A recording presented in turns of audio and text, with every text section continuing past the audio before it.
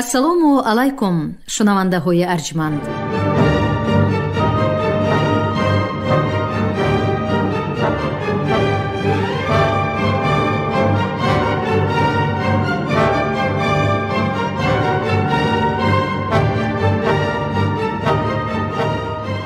ба таваҷҷӯҳи шумо гуфтор аз силсилаи хониши адабӣ.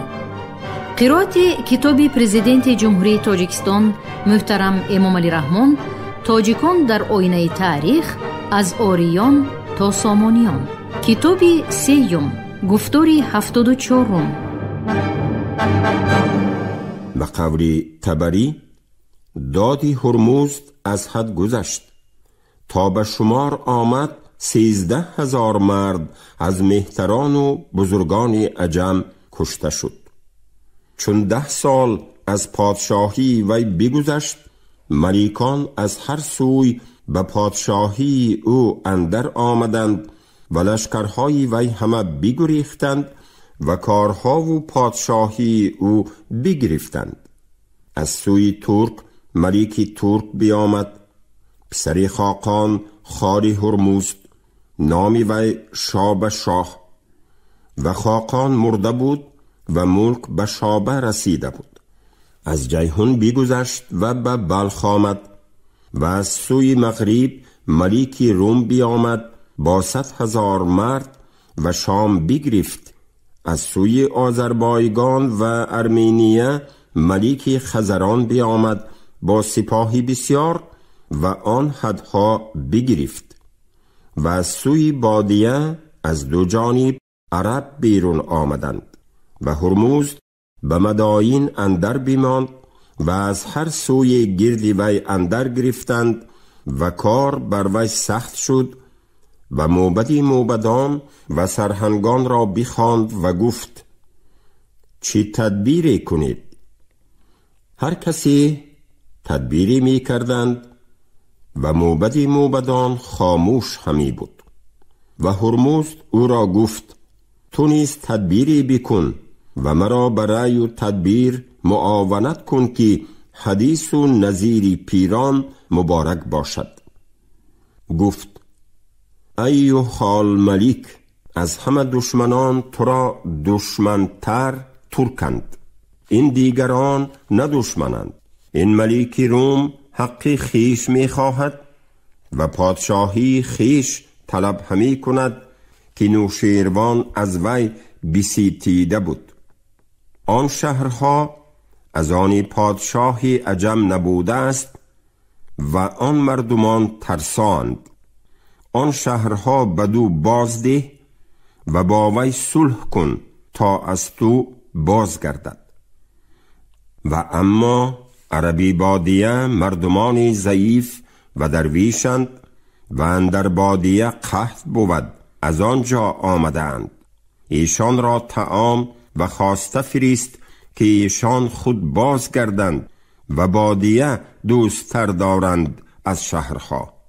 و اما این مردمان که از خزران آمدند بدان آمدند که چیزی بربایند. نامه کن به عماری ارمنیه و آذربایجان تا ایشان را از آنجا برمانند و با ایشان جنگ کنند که ایشان از بیم آن خواستگی دارند جنگ نکنند. و خود جنگ ترک را بساز که هیچ دشمن بدتر از ترک نیست. یا خود برو و یا سپاه بفرست با سپه سالاری بلند و مبارز تا با وی کارزار کند.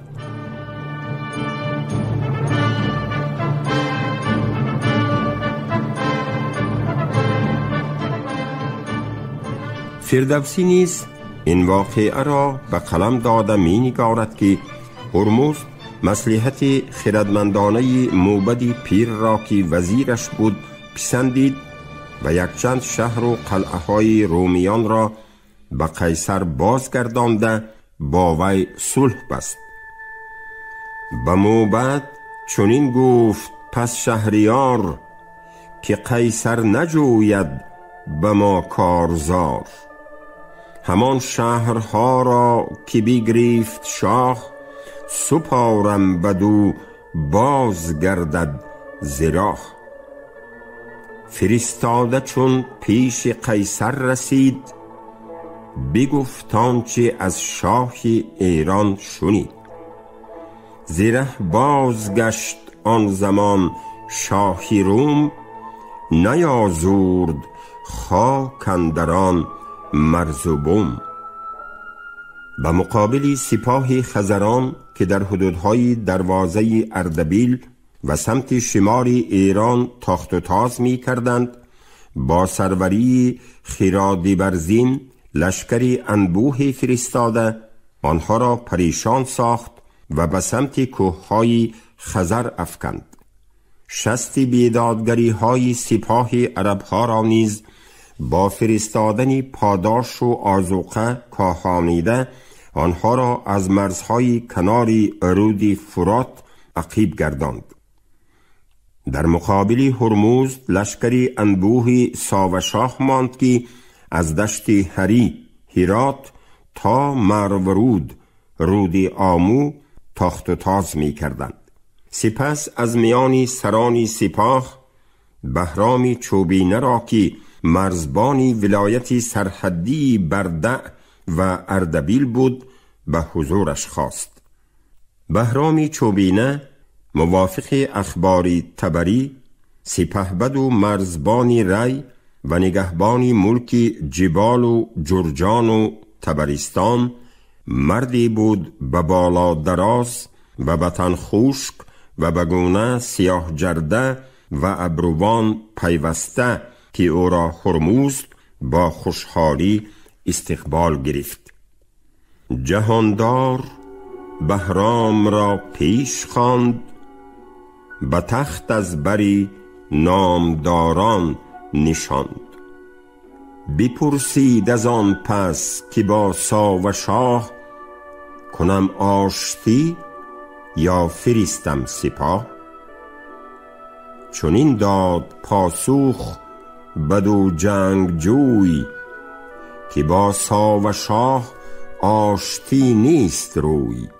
اگر جنگ را خواهد آراستن، هزیمت بود آشتی خواستن. و دیگر که بدخواه گردد دلیر، چو بیند که کامی تو آید بزیر. گهی رزم چون بزم پیش آوری، به فرمان بری ماندان داوری. بعد چندین پرسش و پاسخها هرمز به جسارت و زیرکی و یک رویی بهرام چوبینه اعتماد بسته او را سپهسالاری لشکر نمود و فرمود که بر ضد ساوشاه آماده گردد. موافق اخبار فردوسی و تبری که محققان از جمله معتمدترین سرچشمه های این عهد می شمارند، بهرام چوبینه از میان کلی لشکری سواره زره پوش و برگستواندار 12,000 مرد برگزید، مردمان مبارز و جنگی که نه پیر و نه جوان، میانه مقداری 40 ساله. چون این خبر را به هرمز رسانیدند در تعجب شد و گفت: آن دشمن که تو به جنگ وی می روی 300,000 مرد دارد، تو با 12,000 مرد چگونه پیش وی شوی؟ بهرام گفت: ای ملیک، از بسیاری جز گرانی نباشد و کمترین سپاه 4,000 مرد است و بیشترین با 12,000 مرد. سپس او از رستم و اسفندیاری رویین تن یادآور شد که با 12,000 سپاه بر دشمنان پیروز گشتند. هرمز باز سؤال داد که چرا به جای جوانانی خونگرم و شمشیر زن 40 ساله ها را پسندیدی؟ بهرام چوبینه پاسخ گفت که جوانان به چیز فریفته می شوند، صبر و طاقت و بردباری کمتر دارند و اگر در جنگ پیروز شوند از شادی خود را گم می کنند و اگر آسیبی بینند به دشمن پشت می نمایانند. ولی 40 ساله ها جهان دیده و آزموده کار هستند، مردانگی بیشتر دارند و از بهر زن و فرزند و خانواده جانشان را دریغ نمی دارند. 40 ساله با آزمایش بود، به مردانگی در فزایش بود. هرمزد از گفتار و سپهداری بهرام چوبینه شاد گشته، دری گنجها و انبارهای اسلحه را برایش گشاد و گله‌های تکاورانی بادپای را به اختیارش گذاشت. بهرام لشکر را بیشتر شبانه به راه می برآورد تا به مردم شهر و دیهاتی سری راه زیان نرسد. هم طبری و هم فردوسی خبر می دهند که هرمزد با کمی سپاه خرادبرزین نام سرهنگش را که با مکر و داستان و فریب بود به سوی ساوشاه فرستاد تا که او را با هدیه‌های مناسب، لاف و گزاف و خبرهای راست و دروغی درباره شاه اندرمان ساخته بگوید که ملیک عجم با تو صلح خواهد کردن و رسول خواهد فرستادن و خراج خواهد پذیرفتن. و این خرادبرزین برفت و شاه را بفریفت. بدین بهانه 1 سال او را به بلخ همی داشت تا هرمزد سپاه راست کرد و بهرامی چوبینه را بفرستاد. و بهرام به بلخ شد، نه با راهی راست، ولیکن از اهواز به تلسین و از آنجا به کوهستان بیرون آمد و به هرات شد و از آنجا به گیلان شد و از هدهد بیرون آمد تا سپاهی شابشاه آگاه نشود. سپاهی ساوشاه شابشاه چنان که دیدیم مطابق معلومات فردوسی 400,000 و از روی اخباری طبری 300,000 بود که از لشکری بهرام چوبینه کمابیش 30 کرد افزونتر می آمد. خرادبرزین از لشکرگاه خاقان فرار نمود، به حضوری بهرام چوبینه آمد که در یک منزلی بلخ سپاه آراسته بود و پشتی سپاهش از شهرستان هرات تکیه می کرد. خاقان ترک برای فهمیدن اصل واقعه امیر خراسان را که تحت اطاعت او بود به سوی لشکری بهرام فرستاده بازگشته عزم جنگ داشتن و 12,000 بودنی سپاه چوبینه را به خاقان رسانید. او در تعجب شد و دیگر روز شابشاه امیری به سوی بهرام فرستاد و گفت اگر تو به طاعت من آیی من ملک عجم به تو دهم و تو را خلیفه خیش کنم به زمین عجم. فرستاده های ساوشاه بعد چندین پیشنهاد و وعده ها و گفت و گزارها بهرام چوبینه را به خاقان ترک مایل کردن نتوانستند.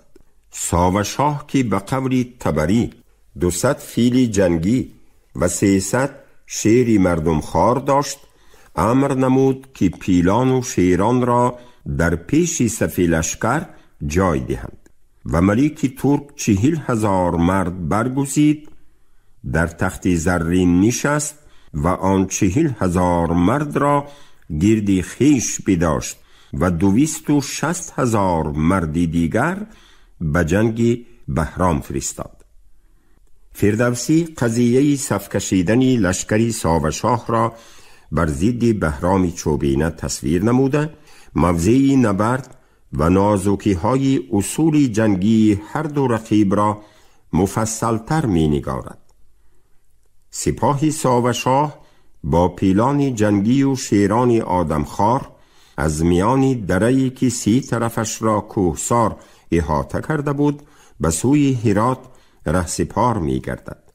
سپاه بهرام چوبینه در پیشاروی این دره تنگ صف آراسته پشتی لشکرش به شهرستانی هرات تکیه می کرد.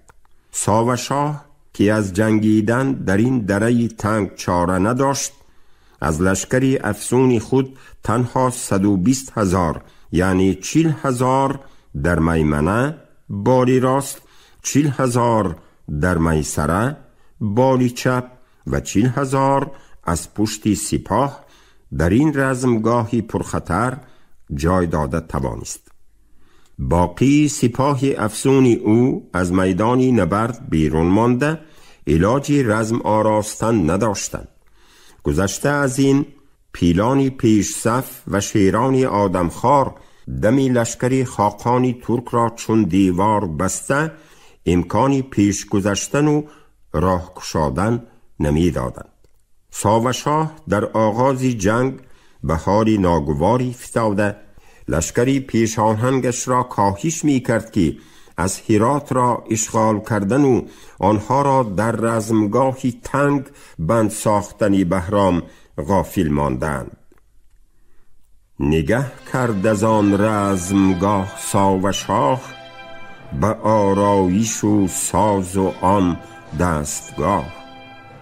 هری از پسی پشت بهرام دید، همه جای خود تنگ و ناکام دید. سپه بود بر میمنه 40,000 سوارانی ژوپین و نیزدار. ابر میسره 40,000 دیگر، چی نیزه گذار و چی خنجر گذر. همان 40,000 از دلیران مرد، پسی پشت لشکرش بر پای کرد. ز لشکر بسی نیز بیکار بود، بدان تنگی اندر گرفتار بود. چو دیوار پیلان به پیش سپاه، فراز آوریدند و بستند راه. پس اندر غمی شد دلی ساوشاه، که تنگ آیدش جایگاهی سپاه. عاقبت جنگ آغاز یافت و سپاهی بهرام کمانها را زیح کرده، چشم و خرطومهای پیلان را نشان گرفته تیر می انداختند. به قول طبری پیلان و شیران از درد تیر و گلوله های سوزانی نفت خشمگین و بی‌طاقت شده قفا می گشتند. بهرام نفاتان را بفرمود تا آتش اندر پیلان و شیران زدند. ایشان روی باز پس نهادند و خود به لشکرگاه خود اندر افکندند خروشان و مقداری 30,000 مرد را به پای بکشتند و به پهلو و بر روی چون آتش همی سوختند. بهرام چون دید که تعبیه ترکان بشکست و لشکر از جای بجنبید، خود با سپاه حمله کردند و ترکان روی به هزیمت نهادند و خویشتن به شاه افکندند. ملیک ترک چون حال چنین دید، اسب خواست که برنشیند و از تخت خویش بر پای خاست. پس بهرام اندر رسید و او را با تاج و تخت دید، دانست که ملیک است. تیر بر کمان نهاد و بر سینه شاه زد و از پشتش بیرون شد و ملیک از تخت بیفتاد و 300,000 مرد سپاهی ترک هزیمت شدند و باز پس گشتند. بهرام از پس ایشان همی شد و همی کشت و اسیر همی گرفت.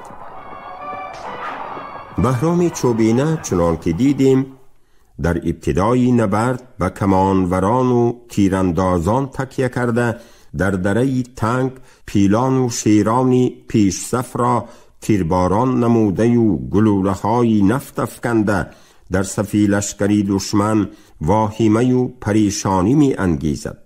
و تقدیر این محاربه را نیز تیراندازی ماهرانه سپاهی جنگ دیده و تجربه اندوخته بهرام که نه کمتر از 40 ساله بودند حل می کند. موافق اندیشه گومیلیوف در اثرش ترک‌های قدیم، سپاهیان تیراندازی پارس زیهی کمان را ترنگ کشیده تیری پیکان را نه بروی سینه بلکه به بیخ گوش رسانیده نشان می گرفتند. تیری افکنده آنها تا فاصله 700 متر پرواز کرده پیکانهای آب و تاب دیده اشان حتی جوشنهای فلوزین را می شکافت.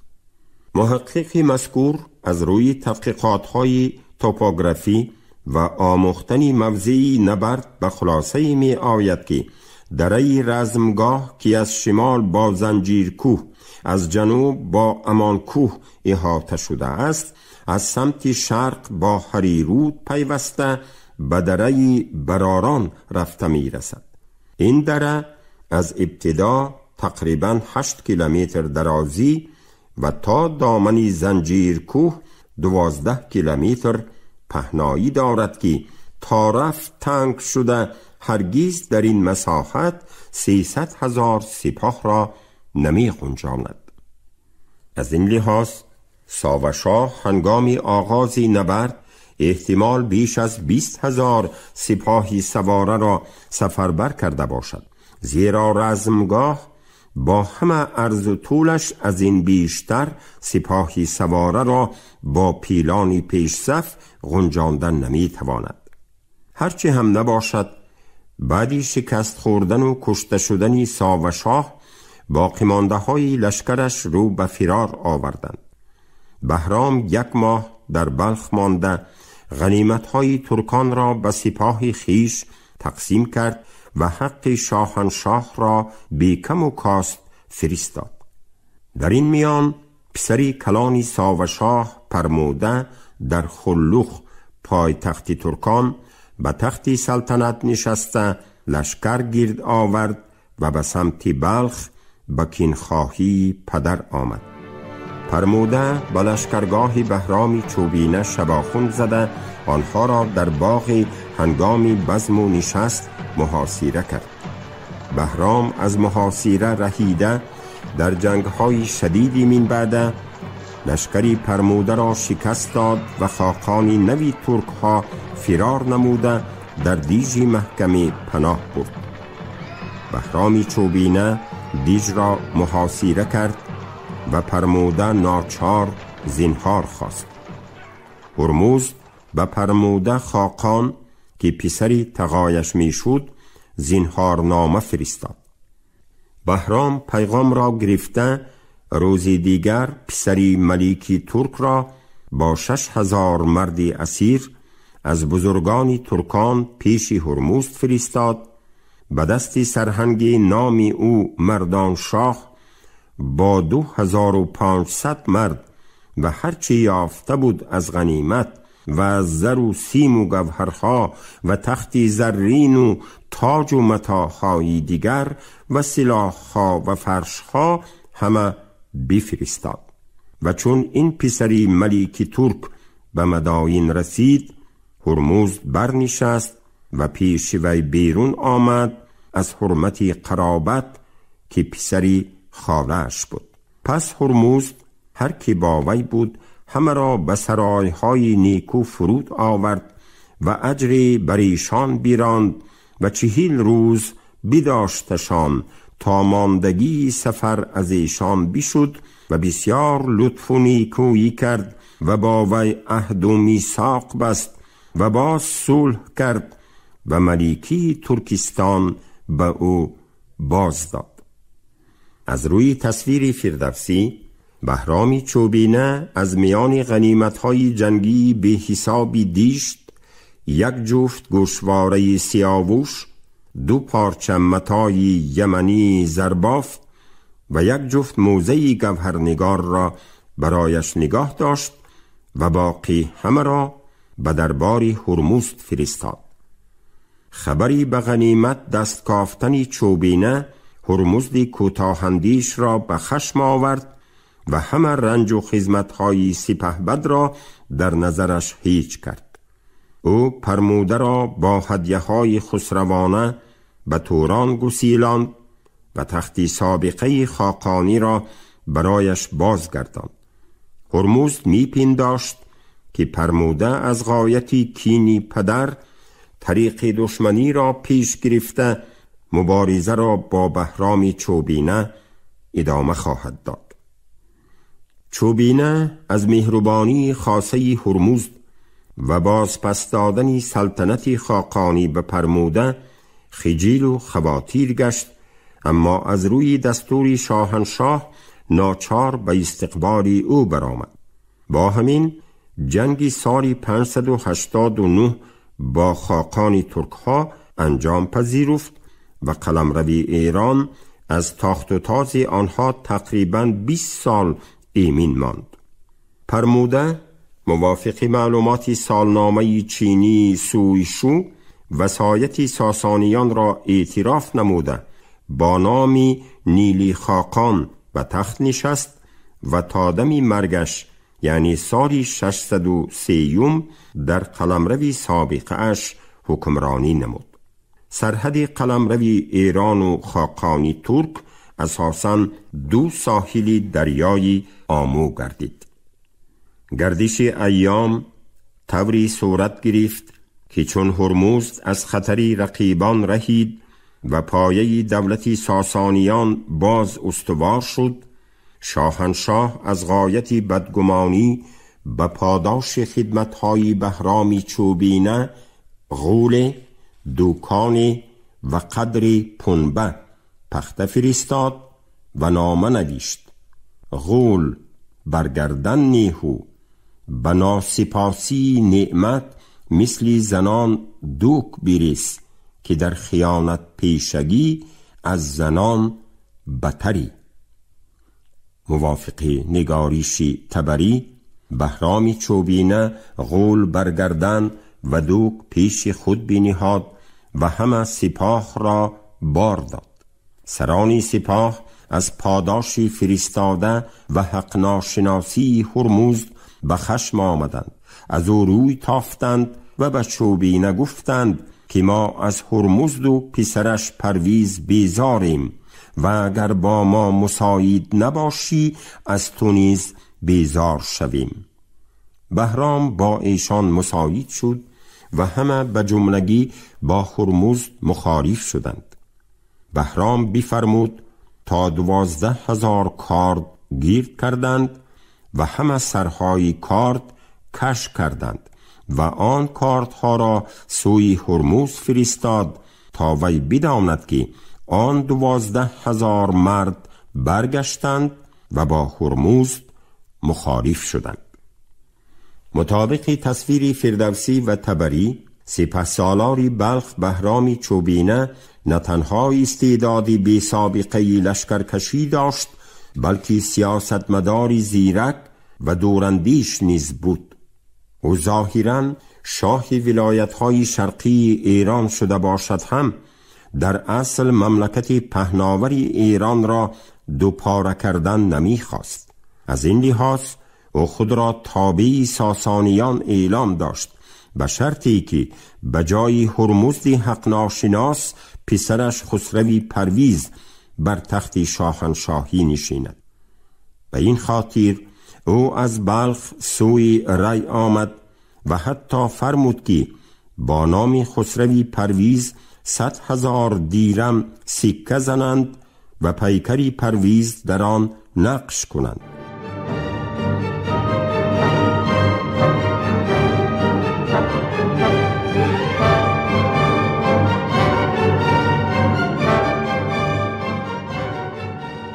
شنونده های گرامی، شما گفتار 74 را از کتاب پرزیدنت جمهوری تاجیکستان محترم امامعلی رحمان تاجیکان در آینه تاریخ از آریان تا سامانیان شنیدید. راوی علیزاده عبدالرشید خوجمقل، کارگردان شیرعلی نغزلی. پایان گفتار از سلسله خوانش ادبی. شاد باشید.